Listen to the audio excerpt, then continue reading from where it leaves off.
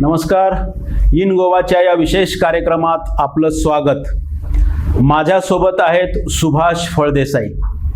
सुभाष फळदेसाई म्हणजे गोव्याचे समाज कल्याण मंत्री, नदी परिवहन तथा अभिलेखागार आणि पुरातत्व मंत्री.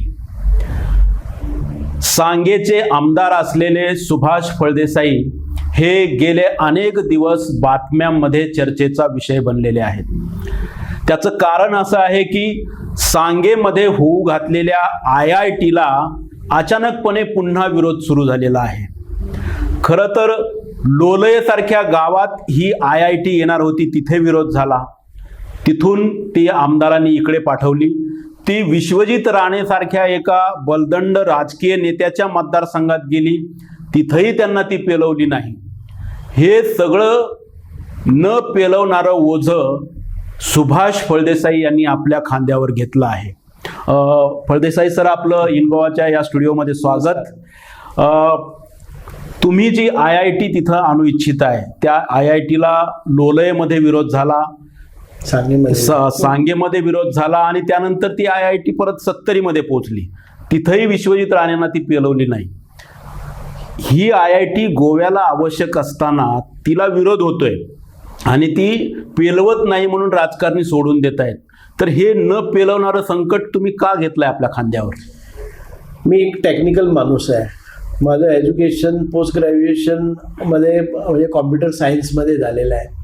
त्यामुळे मला या प्रकल्पाची, या एज्युकेशनल म्हणजे प्रोजेक्टची मला पूर्ण पोटेन्शियल माहिती आहे, त्याची कॅपॅसिटी किती आहे आणि त्यामुळे गोव्याचं किंवा सांगे भागाचा विकास, तंत्रज्ञान क्षेत्रामध्ये भारतालाही त्याचा फायदा, तर आपण एक सायंटिस्ट बनवणारी किंवा आपलं एज्युकेशन, क्वालिटी ऑफ एज्युकेशन, शिक्षणाचा दर्जा उंचावणारी, आणि आपल्या गोव्यामध्ये अजूनपर्यंत अशा संस्था होत नाही आहेत आणि आपल्या पुढच्या पिढीनं त्याचा फायदा व्हावा आणि तंत्रज्ञान क्षेत्रामध्ये किंवा रिसर्च क्षेत्रामध्ये आपली मुलं पण पुढे यावी, हा एक विचार. त्याच्या बरोबरच माझं असं आहे की याची पोटेन्शियल एवढी, व्याप्ती एवढी आहे की इथं 1,500-2,000 लोकांना, आपल्या लोकांना इथं रोजगाराच्या संधी सुद्धा उपलब्ध होणार आहेत. त्याशिवाय म्हणजे जो अलाइड इंडस्ट्रीज आहेत त्या सुद्धा इथं येणार आहेत. त्याला लागणारे साधन सामुग्री, त्याला लागणारा इन्फ्रास्ट्रक्चर, त्याला मार्केट डेव्हलप होणार, मग लॉजिंगची व्यवस्था होणार, बोर्डिंगची व्यवस्था होणार, शॉप्स अँड कॉम्प्लेक्सेस होणार. इथं कुणाला म्हणजे आपल्याला भाडेपट्टीवर देण्यासाठी कुणाची तरी म्हणजे फ्लॅट्स, म्हणजे एक आपण सांगेसारख्या अजूनपर्यंत अविकसित राहिलेल्या भागाचा विकास करण्यासाठी आपल्याला आणखीन 40 वर्ष लागणार. हा प्रकल्पानं ती 5 वर्षात पूर्ण होणार. बरोबर. हा एक मी ध्यास घेतलेला आहे की माझ्या लोकांचा विकास करायचा असेल तर मला अशा प्रकारचे प्रकल्प, जे कुणाला न पेलावणारे असले तरी सुद्धा मी माझी क्षमता पूर्णपणे पणाला लावली आहे आणि मला पूर्ण खात्री आहे याच्यामध्ये मी यशस्वी होणार आहे. कारण ज्या रीतीनं मी IIT मध्ये लक्ष घातलेलं आहे आणि ज्या रीतीनं माझ्या मतदारसंघातल्या लोकांचा मला पाठिंबा आहे, निश्चितच आपण इथं यशस्वी होऊ, हा आत्मविश्वास मला आहे. मला सांगा की हा एवढा मोठा महत्वाचा प्रकल्प राज्यासाठी असेल तर त्याला विरोध का होतोय? म्हणजे लोकांना ते समजावून सांगण्यामध्ये सरकार कमी पडतंय की आणखी काही कारण आहे? नाही बघा, IIT ज्या वेळेला सांगेला आणण्याचा प्रयत्न मी केला त्यावेळेला मी सर्वात प्रथम लोकांना विश्वासात घेतलं. मी सगळ्या माध्यमातून म्हणजे पेपरमधून किंवा आपल्या व्हॉट्सअपमधून, मेसेजेसमधून मी सगळ्या लोकांना अपील केलेलं आहे की अमुक एका दिवशी IITच्या संदर्भात चर्चा करायची आहे आणि लोकांनी तिथं येऊन आपले इनपुट्स द्यावे, आपले पाठिंबा किंवा त्याला विरोध काय ते सांगावं. आणि IIT प्रकल्पाच्या विषयी जर कोणाला माहिती असेल तर आपले सायंटिस्ट लोक, IITचे रजिस्ट्रार किंवा IIT संबंधी तज्ज्ञ लोक आपल्याला मार्गदर्शन करतील. त्याच्यानंतर आपण विचार विनिमय करूया, त्याच्यावर तोडगा निघेल. जर तुम्ही सुरुवातीलाच मला सांगितलं की IITची इथं गरज नाही आणि हा प्रकल्प आपल्याला प्रदूषणकारी आहे किंवा विध्वंसक आहे, काहीतरी आपल्याला त्याचा फायदा नाही, या सगळ्या गोष्टी आपण चर्चेअंती आपण ठरवूया. बरोबर. IIT ला इथं आमंत्रण देण्यापूर्वी मी जाहीरपणे सांगितलं आणि त्याच्या अगोदरही मला माहित होतं की आधी IIT प्रकल्प इथं आलेला त्यावेळेला शेतकऱ्यांचा विरोध होता. या सगळ्या शेतकऱ्यांना मी एकत्रितपणे त्यांना बोलवून घेतलं, त्यांच्याबरोबर 2 तास चर्चा केली आणि त्यांचे जे मुद्दे होते, त्यांचे जे डाऊट्स होते, त्यांच्या शेतीच्या विषयी जे विषय होते हे सगळे त्यांच्या मनाप्रमाणे सोडवण्याचं आश्वासन दिलं. माझ्याबरोबर त्यावेळेला कलेक्टर होते, IITचे आपले रजिस्ट्रार होते, बाकीची तज्ज्ञ मंडळी होती. म्हणजे त्यांच्या सगळ्या शंकाचं मी निरसन केलं आणि त्यांना सगळ्यांना आश्वासित केलं की IITच्या प्रकल्पामुळे तुम्हाला पण फायदा होणार. हे पटल्यानंतर ते शेतकरी सुद्धा मान्य करून गेले आणि त्याच्यानंतर साधारण ते 4-5 तास आम्ही ही लोकांसमोर जनरल म्हणजे जनतेसमोर हे प्रश्न साधारण 1,500 लोकांच्या उपस्थितीत आम्ही साधारण ते 4-5 तास चर्चा केली. सगळ्या प्रश्नांची उत्तरं झाली, निरसन झालं आणि सगळ्यांनी 100% हात उंचावून IIT आम्हाला इथं पाहिजेच ही घोषणा पण केली आणि त्याच्यानंतर IITचं काम सुरू झालं. आता तुम्ही म्हणतायत की याला विरोध आता का होतोय, कारण 2 महिने इथं सर्वेक्षण होत होतं, इथं डिमार्केशन होत होतं, सगळे म्हणजे बाउंड्री स्टोन्स इथं टाकले गेले. शेवटच्या क्षणी हा विरोध का, ते मी पण त्याच शोधात आहे की हा विरोध अकस्मात उठण्याचं कारण काय. अच्छा, काहीच माहिती नाही मला, परंतु काही राजकीय शक्ती हा सगळा प्रयत्न यशस्वी होत आहे आणि एक तर भारतीय जनता पार्टीला त्याचं क्रेडिट जात आहे, दुसरं म्हणजे सुभाष फळदेसाईंना खूप मोठा पाठिंबा याच्यातनं होतो आहे. अच्छा, याला असाच सोडून दिला तर मग आपली धडगत नाही. अच्छा, लोक म्हणजे याला विरोध करायचा आणि गैरसमज पसरावा आणि त्यातून सुभाष फळदेसाईंना मागं खेचायचं.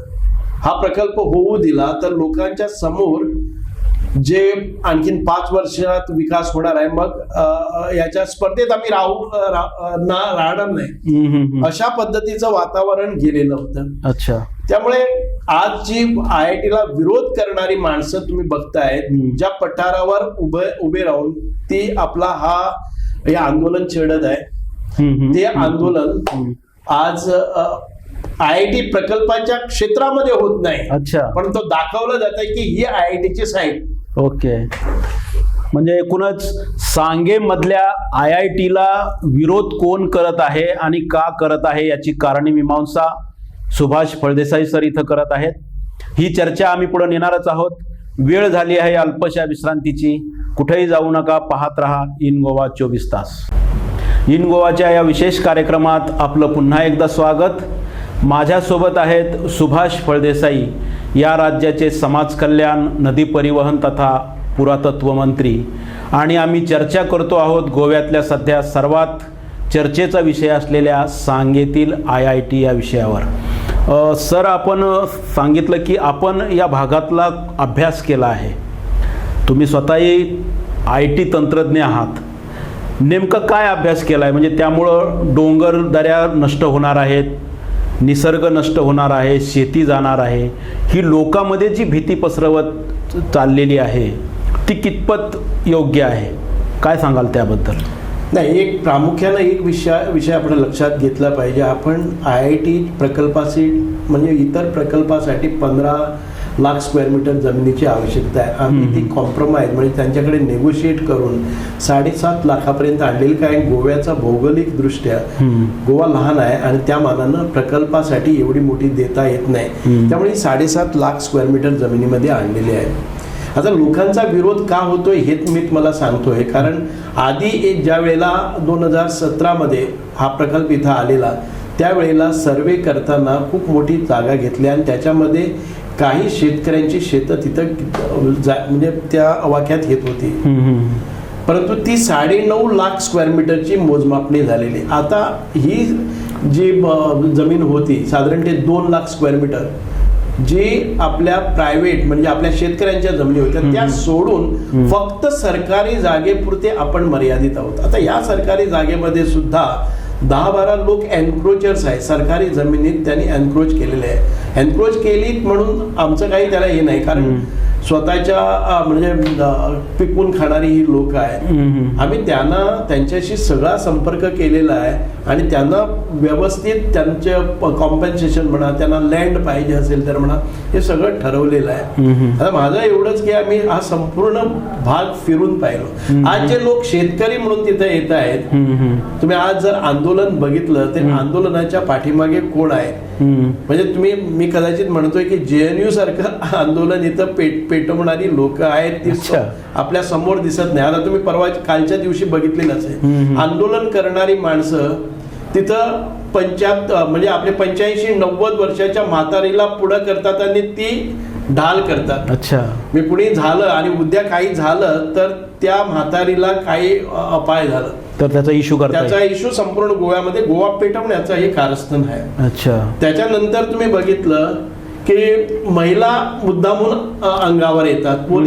पोलीस अधिकाऱ्यांच्यावर जे लॉ ऑर्डर करणारे त्यांना ती प्रवृत्त करतायत.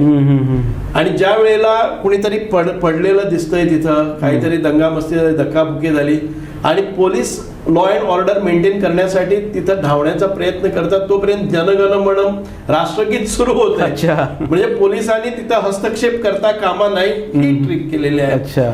तिसरी गोष्ट तुम्ही बघितली की विशिष्ट समाजच पुढे येत आहे, हा आरोप एखाद्या वेळी येईल म्हणून हिंदू समाजाचे पारंपरिक वेशामध्ये तुम्ही महिला 2 बघितल्या. अच्छा, जे म्हणजे आपले जे ग्रामीण भागातल्या महिला अगदी त्यांची नेसण किंवा ती वेशभूषा रचना, तो आपल्या काय खानवळ म्हणतोय ते घालून, म्हणजे कुणाला बघितल्याबरोबर दिसणार की नाही फक्त हे विशिष्ट समाजाचा इथं विरोध नाही आहे, इथं हिंदू पण आहेत आणि सुभाष फळदेसाईंच्या मानणारे लोक आहेत. अच्छा, आणि त्यांना ती स्क्रिप्टेड आहे. ओके, एक स्क्रिप्ट केलेली आहे ती ऑर्केस्ट्रिक, म्हणजे त्या महिलांनी काय बोलावं याचं ट्रेनिंग पण त्यांना दिलेलं आहे आणि ती लोक तिथं बोलतायत. आणि तुम्ही बारीक लक्ष दिलं तर माईक होता एक चांगल्या दर्जाचा माईक त्यांच्या ह्या 2 महिलांच्या हातात दिलेला आहे.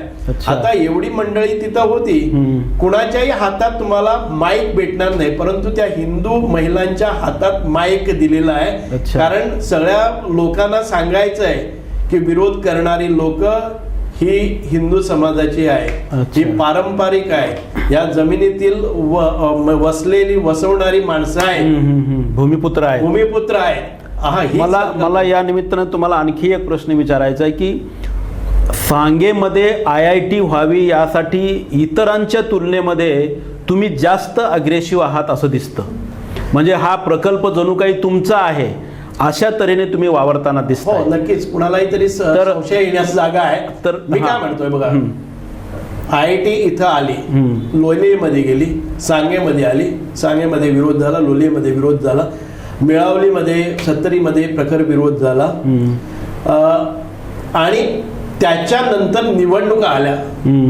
निवडणुकीमध्ये मी स्पष्टपणे एवढं असताना सुद्धा निवडणुकीमध्ये माझ्या प्रत्येक भाषणात, माझ्या प्रत्येक सभेमध्ये, माझ्या जाहीरनाम्यामध्ये मी एक गोष्ट प्रामुख्यानं सांगितलेली आहे की IITचा माझं समर्थन आहे. मी निवडून आलो तर नक्कीच IIT इथं घेऊन येणार. त्याविषयी मोठी मोठी भाषणं माझ्या अगेन्स्ट झाली, माझ्या विरोधात झाली. हा विषय पेटवला गेला की सुभाष आला तर IIT इथं येणार आहे, आपल्या निसर्गाचा विध्वंस होणार आहे.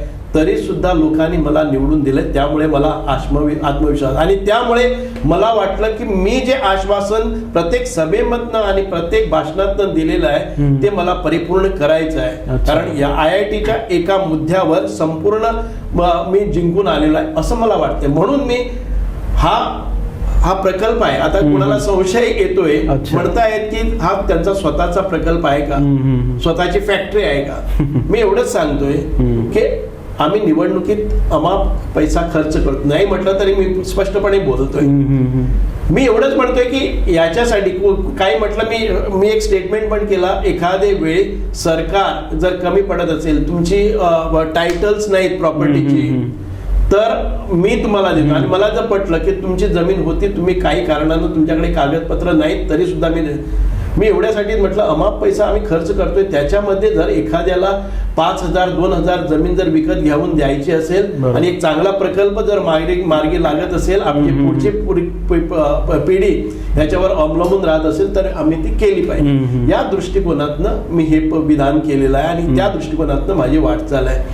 हा सरकारी प्रकल्प आहे, जमीन सरकारची आहे.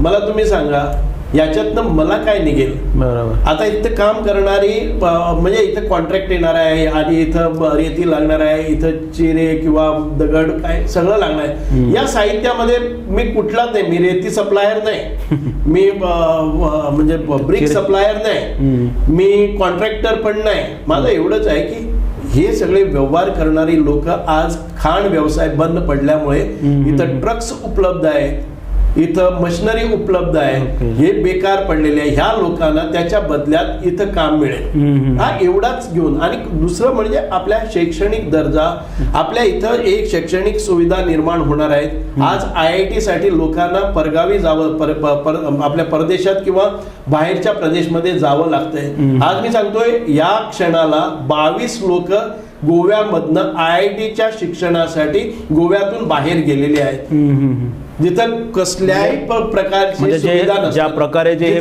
ज्याप्रमाणे कोचिंग नाही काही नाही, पण स्वतःच्या बळावर गेलेले.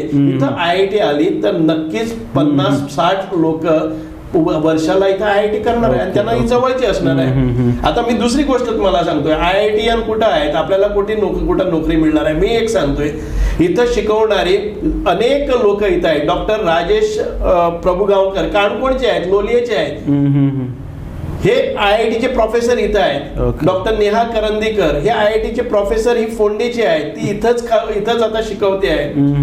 आमच्या सांगेमधला एक IITian परवाच्या दिवशी मला भेटला की IIT इथं पाहिजे आहे. मला माहित सुद्धा नव्हतं. माझ्या शेजारचा मुलगा IIT होऊन इथं आलेला आहे, तो सरकारीमध्ये स्वयंपूर्ण मित्र म्हणून एका चांगल्या मुद्द्यावर आहे. माझ्या शेजारच्या कुडचडे मतदारसंघातला आपला म्हणजे शिवानंद देसाई म्हणून मुलगा आहे, तो मला भेटला की मी वाराणसीमध्ये आता IIT मध्ये काम करतोय, मला इथं IIT स्थापन करा, मला इथं यायचंय, माझ्या गोव्यात मला परत यायचं आहे.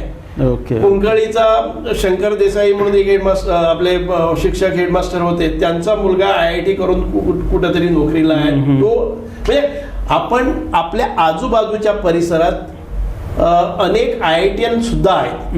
म्हणजे एकूणच सांगे येथे होऊ घातलेली IIT ही संपूर्ण गोव्यातील IITiansना रोजगार पुरवू शकेल अशा प्रकारची माहिती सुभाष फळदेसाई सर इथं देतात. ही चर्चा आम्ही पुढे नेणारच आहोत. वेळ झाली आहे अल्पशा विश्रांतीची. कुठेही जाऊ नका, पाहत रहा इन गोवा 24 तास. समाज कल्याण, नदी परिवहन तथा पुरातत्व मंत्री आणि आम्ही चर्चा करतो आहोत बहुचर्चित सांगेतील IIT या विषयावर. सर, आपण आता सविस्तर सांगितलं की सांगेमध्ये IIT आल्यानंतर काय येणार आहे, परंतु गोव्याच्या बाबतीत आजवर असं झालंय की गोव्याची IITची बस कधीच चुकली असं बोललं जातं, लिहिलं जातं आणि दुर्दैवाने ते खरं आहे. कारण गोव्यामध्ये कुठेच IT हब उभं राहू शकलं नाही, IT इंडस्ट्री उभं राहू शकली नाही, जी गोव्याच्या टॅलेंटला न्याय देऊ शकली असती. ही चुकलेली बस सांगेमध्ये पकडता येईल असं खरंच वाटतं तुम्हाला? निश्चितच मला पूर्ण विश्वास आहे आपल्या सरकारवर आहे, आपल्या सांगेतील लोकांवर आहे, गोव्यातील IIT पाहिजे म्हणणाऱ्या लोकांवर आहे. कारण ज्या प्रकारे मला प्रोत्साहन मिळतंय, ज्याप्रमाणे मला कॉल्स येतात, ज्या प्रकारे मला मोटिवेशन मिळते, नक्कीच मी जो IIT साठी ठास धरलेला आहे तो नक्कीच सफल होणार, यात तिळमात्र शंका नाही आहे. मी एकच सांगतोय, IIT येणं कदाचित एखाद्या वेळी 10-15 वर्षानं मी असेल नसेल आणि IIT जर साकार झाली तर मला मी निश्चितपणे सांगू शकतोय की 15 वर्षानं कुणीतरी आज विरोध करणारी ही लोक म्हणणार की सुभाषनं ते स्वप्न बघितलेलं, त्याचा इथं पुतळाच उभारूया. एवढा आत्मविश्वास आहे. कारण त्यानंतर जे घडणार आहे त्यामुळे जो विकास होणार आहे तो कल्पनेबाहेरचा आहे. मी अगदी माझ्या डोळ्यांनी पाहू शकतोय, कारण मी असे प्रकल्प बघितलेले आहेत. मी अगदी मल्टीनॅशनल कंपनीमध्ये काम केलेलं आहे. मी अनेक संस्थांमध्ये, मोठ्या कंपन्यांमध्ये, कॉर्पोरेट ऑफिसमध्ये मी काम केलेलं आहे. आणि जवळून दुरून सगळ्या तऱ्हेचे पविला. आता IIT मग मी सांगतोय तुम्हाला, रोजगारासाठी आपले रोजगार आता लोक म्हणतायत की आपले टीचर्स म्हणजे फक्त IIT नाही आहे. बरोबर. कदाचित आज आपल्यामध्ये तेवढ्या प्रमाणात टीचर्स नसणार, प्रोफेसर्स नसणार, डॉक्टर्स नसणार, रिसर्चर नसणार, पण उद्याच्याला ही लोक जी येणारी आहेत ती फावडा आणि हे घेऊन येणारी माणसं नाही आहेत, दुर्गती करणारी माणसं नाही आहेत. त्यांची लाईफस्टाईल वेगळी आहे, त्यांना मार्केट वेगळं पाहिजे आहे. आणि अशा लोकांमध्ये आपल्या मुलांनी त्यांच्या मुलाबरोबर शिक्षण घेतलं, कोचिंग मिळालं तर आपल्याला सुद्धा IIT मध्ये संधी आहे. म्हणजे आपलं फ्युचर घडवण्यासाठी, आपल्या मुलांचं भवितव्य घडवण्यासाठी. त्याच्याशिवाय इथं असणारी LDC म्हणा किंवा MTS म्हणा किंवा गार्डनिंग साठी सुमारे 1000, 1500, 2000 लोक काम करणार आहेत. त्यामुळे हा रोजगार आणखीन 20 वर्षात जो घडू शकणार नाही तो सांगलीमध्ये घडणार आहे. म्हणून माझा अट्टास आहे. खरं तर राज्यामध्ये विरोधक शिल्लक आहेत अशी परिस्थितीच नाहीये, तरीही तुम्हाला सांगेमध्ये विरोध होतोय. कोण आहे त्याच्या पाठीमागे? आता ते नक्कीच समोर येईल आणि कोण आहेत ते सगळ्यांना माहित पण आहेत. अच्छा. ज्यांना संधी पाहिजे आहे, ज्यांना राजकारण करायचं आहे, राजकारणाच्या बाहेर त्यांना काही दिसत नाही, ती लोक कदाचित माझ्या मागे पडलेली असेल. मग हे बघा, मी त्याची चिंता करतच नाही. सुभाष फळदेसाई ज्यांचं नेतृत्व आहे ते शून्यातून निर्माण झालेलं आहे. मला वारसा घेऊन मिळालेलं नाही आहे. मी ज्या मतदारसंघामध्ये काम करतोय, निवडून येतोय, लोकांचा विश्वास संपादन करतोय, दिवस रात्र त्यांची सेवा करतोय, म्हणून आज निवडून आलेला आहे. मग एक गोष्ट लक्षात ठेवा की इथं विरोधक नसते. जर माझ्यासाठीच का, सगळीकडे विरोध झालेलाच आहे, सगळीकडे विरोध झालेला. आता विरोध नसता तर ती IIT सांगेमध्ये आलीच नसती. जर तो पेलवणारा माणूस नाही आहे, ती माझ्यामध्ये क्षमता नसती, तर आणखीन कुठेतरी झाली असती. मी माझं भाग्य समजतो, माझ्याकडे ती कॅपॅसिटी, पोटेन्शियल आहे, म्हणून सरकारनं माझ्याकडे दिलेली आहे. हा विरोध सुभाष फळदेसाई यांच्या वाढत्या प्रभावाला आहे की त्या सांगेतल्या IIT ला? It is not only because Subhash Phaldesai is going ahead, marching ahead and we have to stop it, असं अशा पद्धतीचा नाही आहे. प्रत्येक ठिकाणी तो झालेलाच आहे, तो इथं पण होतो आहे. आणि मला पूर्ण खात्री आहे, म्हणजे मी कुठली चॅलेंज म्हणून स्वीकारतोय आणि चॅलेंजच्या पाठीमागे ऑपॉर्च्युनिटी असते, ते लोकांसाठी आहे. अच्छा. आव्हानं पेलणं सुरुवातीपासून आव्हानं पेलत आलेलो आहे आणि आव्हानं स्वीकारणं हा माझा धर्म आहे. म्हणजे प्रत्येक आव्हानाच्या मागे एक संधी असते असं सुभाष फळदेसाई सर इथं मानतात. सांगेमध्ये होऊ घातलेल्या IIT ला जो काही विरोध होतो आहे तो विरोध राजकीय आकसापोटी असून त्यामागे कसलंही संयुक्तिक कारण नाही. या IIT मुळे गोव्यातील तरुणांचा, विशेषतः IITians असलेल्या तरुणांचा विकास होणार आहे, काही रोजगार निर्माण होणार आहेत. त्याला केवळ काही लोक विरोध करतायत म्हणून तो थांबणार नाही, अशा प्रकारचा ठाम विश्वास देखील ते व्यक्त करतात.